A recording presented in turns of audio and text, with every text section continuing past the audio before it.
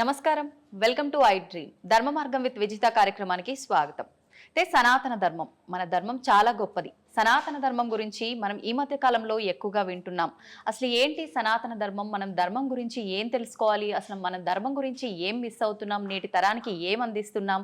మన సనాతన ధర్మం కోసం చాలా మంది గొప్ప గొప్ప వాళ్ళు ఎన్నో సంవత్సరాలుగా సాధనలు చేసి వాళ్ళు ఎంతో కృషి చేసి ఆ గొప్పతనం గురించి మనందరికీ తెలియజేయడం కోసం ఎప్పుడూ నిరంతరం కృషి చేస్తూనే ఉంటారు, తపన పడుతూనే ఉంటారు.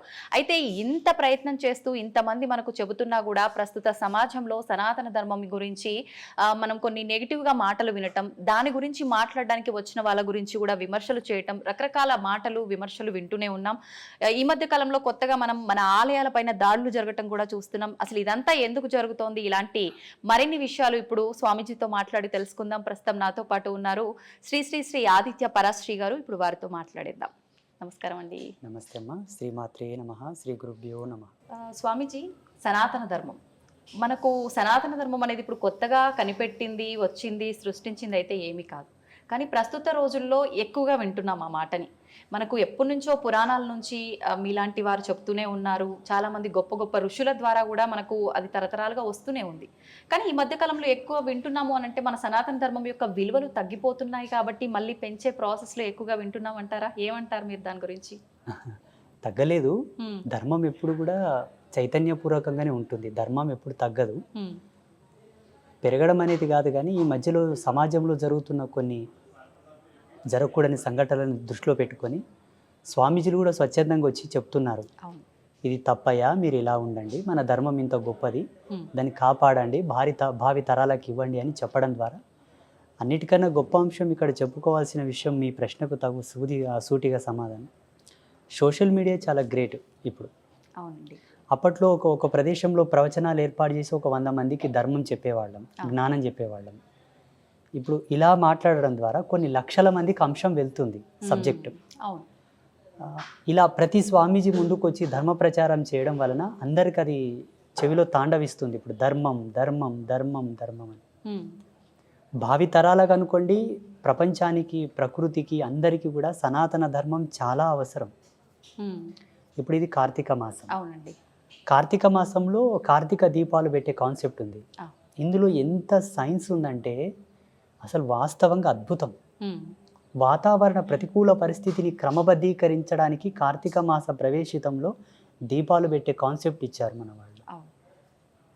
ప్రపంచ దేశాలంతా కూడా ఇప్పుడు గ్లోబల్ వార్మింగ్ పెరిగిపోతుందని, నేచర్ని ఎట్లా కూల్ చేయాలనే పనిలో పడ్డారు వాళ్ళు. ప్రకృతిక కాలుష్యాన్ని ఎట్లా నియంత్రించాలనే పనిలో పడ్డారు వాళ్ళు. ఉన్న పనులు పక్కకెట్టుకొని ఈ పనిలో పడ్డారు. ఇప్పుడు కొన్ని దేశాల్లో స్టార్ట్ అయింది, 1.5 year అవుతుంది స్టార్ట్ అయ్యి. మన దేశంలో ఆధ్యాత్మికతతో ముడికడుతూనే ప్రకృతిని క్రమబద్ధీకరిస్తూ మానవాళికి లాభాలు ప్రసాదించే కాన్సెప్ట్ మన వాళ్ళు అప్పటి నుంచే పెట్టారు. అన్ని రకాలుగా బ్యాలెన్స్ అనేది జరుగుతుంది. న్యాచురల్ సీడ్స్ నుంచి తీసిన ఆయిల్ని జ్యోతి వెలిగిస్తే తద్వారా కాంతి, ఆ కాంతి నుంచి కూడా ఒక అద్భుతమైనటువంటి లేజర్ థెరపీ అనేది నేచర్లో ఇన్పుట్ అవుతుంది. ఆ ధూమం నుంచి కూడా, ధూమం గాలిలో కలవడం ద్వారా కూడా ప్రకృతి చల్లబడుతుంది. అన్ని జీవరాశులకు, ఏ జీవరాశికి ఎంత మోతాదులు అందాలో అంత మోతాదులో ప్రాణవాయువు అందుతుంది. అవి పీల్చుకునే పద్ధతిని అనుసరించి కొన్ని ఆక్సిజన్ పీల్చుకునే ఉంటాయి, కొన్ని కార్బన్ డైఆక్సైడ్ పీల్చుకునేవి ఉంటాయి. ఏ జీవరాశి చైతన్యాన్ని బట్టి అవి గాలిని పీల్చుకుంటూ ఉంటాయి. అన్నిటికీ అందే పద్ధతిని ఒకే దాని ద్వారా అన్నిటికీ రిజల్ట్ ఇచ్చారు మన వాళ్ళు. అందుకే సనాతన ధర్మం చాలా గొప్పది. దీన్ని ఎందుకు పాడు చేసుకుంటారయ్యా, ఇది నిలబెట్టండి, కన్నతల్లి లాంటిది, దీన్ని కాపాడండి అని ప్రతి ప్రవచనకర్త, స్వామీజీలు, కొంతమంది విద్వత్తు కలిగిన పెద్దలు, సంఘ సంస్కర్తలు కూడా మీడియా ముందుకు వచ్చి మాట్లాడుతున్నారు. అది చూసిన వాళ్ళందరూ ఈ మధ్యలో ఎందుకబ్బా ఎక్కువ సనాతన ధర్మం అంటే మొదటి నుంచి కూడా ఉండింది.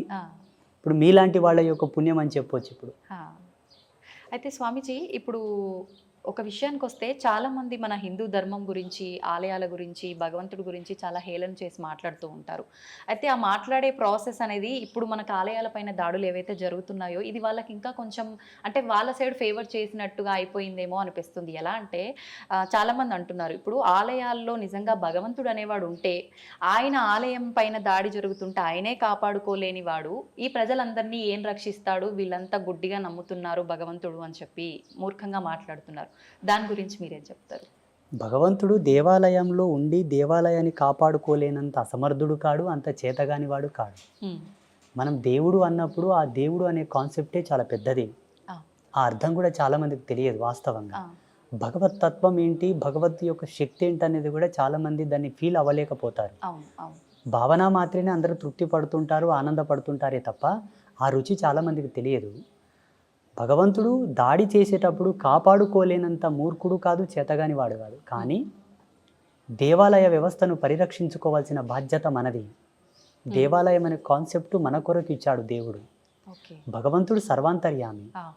ఈశ్వరుడు ఎప్పుడైనాను నిర్గుణుడు, నిరాకారుడు. సగుణ రూపంలోకి మనం తెచ్చాం.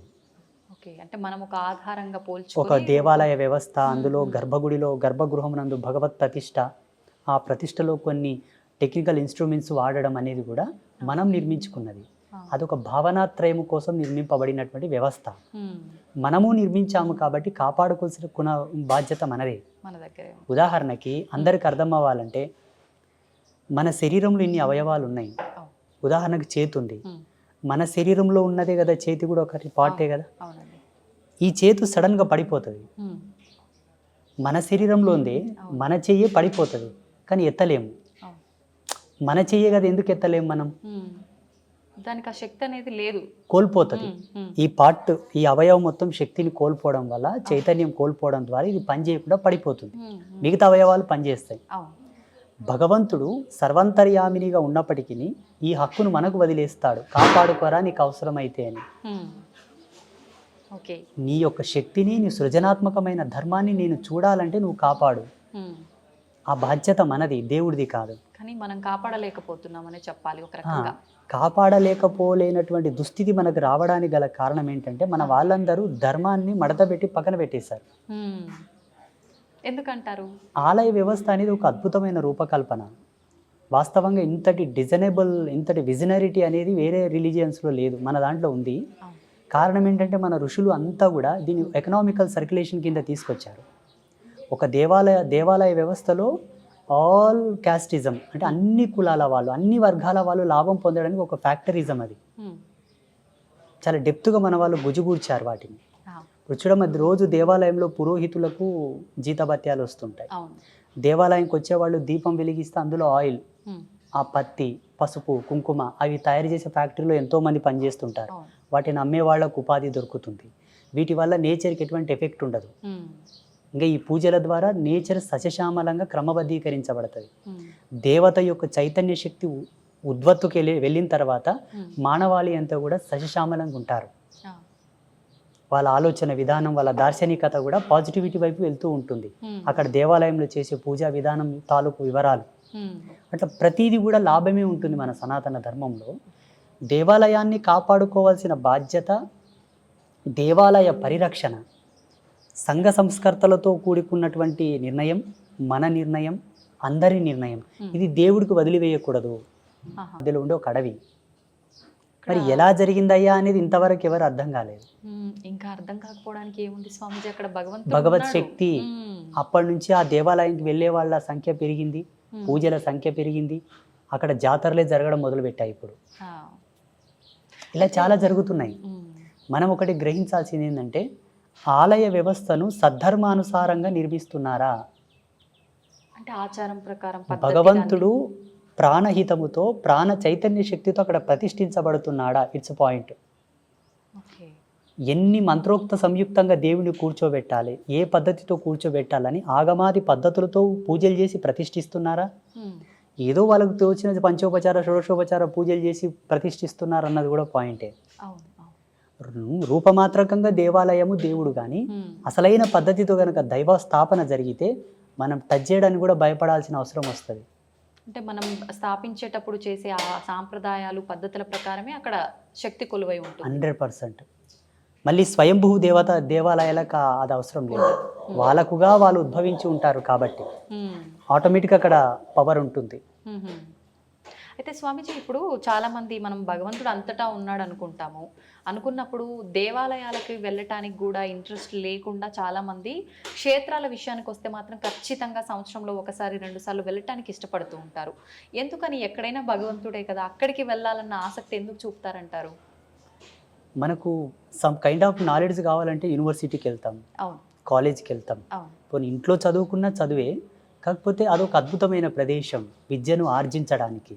అలాగే భగవత్ శక్తిని, ఉమ్, ప్రాకృతిక అంతర్గతంగా ఉండేటటువంటి ఈశ్వర చైతన్యమును ఒక చేత డిపాజిట్ చేయడానికి, పోగు చేయడానికి, ఒక చేత ఆవాహన చేయడానికి అదొక కేంద్రకమైనప్పటికీ ఉమ్, అక్కడి నుండి లోక కళ్యాణయుక్తమైన చైతన్య శక్తిని ప్రసరింపజేయడానికి అది అనువైన ప్రదేశం. ఆ, ఇంకొక పద్ధతిలో చెప్పాలంటే, ఉమ్, మన ఇళ్ళలో కూర్చొని జపతపాదులు చేసుకోవచ్చు, ఇంట్లో పూజా గదిలో కూడా పూజలు చేసుకోవచ్చు. ఇది పుణ్యమే, పురుషార్థమే. అవును ఇంతకన్నా మించిన శక్తి మనకి ఏదైనా అవసరం అనుకుంటే దేవాలయానికి వెళ్ళాలి. సమ్ ఎనర్జీ లెవెల్స్ అవి. ఓకే దేవాలయంలో స్వచ్ఛత ఉంటుంది, పరిపూర్ణత ఉంటుంది, పవిత్రత ఉంటుంది, ఉమ్, నిత్య శుద్ధ సంభానం ఉంటుంది అక్కడ. నిత్య శుద్ధ సంభానం సంభానం. అంటే భగవంతునికి అంత శాస్త్రోక్తిగా పూజలు జరుగుతూ ఉంటాయి అక్కడ. ఆహాహా.